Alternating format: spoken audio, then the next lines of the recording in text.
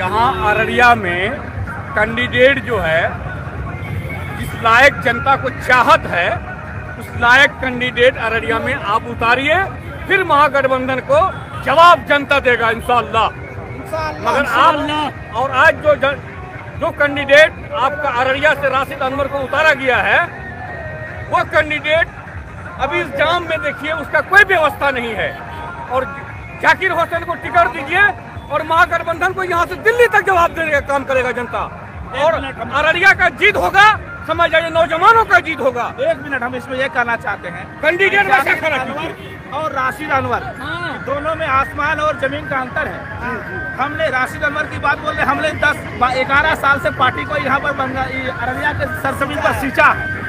और जिसकी बात आप बोल रहे हैं जाकिर अनवर का बात है कि वो कांग्रेस के पार्टी में रहते हुए आए हैं, दूसरे हमारे विपक्षी पार्टी में रहकर आए हैं। हम जो है बोलने दीजिए, तब फिर आप पार्टी की भले ही तारीफ कर सकते हैं, लेकिन जो है इस टिकट के हकदार राशिद अनवर ही है।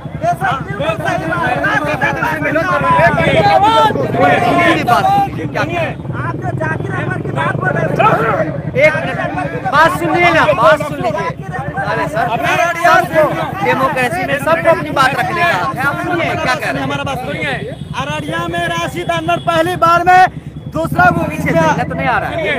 अररिया में राशिद अनवर पहली बार में दूसरे नंबर पे आए और दूसरी बार में इंशाअल्लाह फर्स्ट नंबर पे आएंगे राशिद अनवर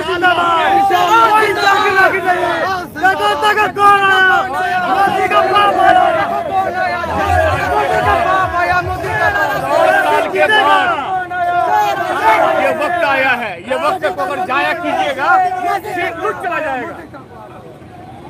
5 साल के बाद ये सीट आपका हाथ में आ रहा है और ये चुनाव जोश का नहीं है, ये चुनाव हौस के साथ लड़ना होगा।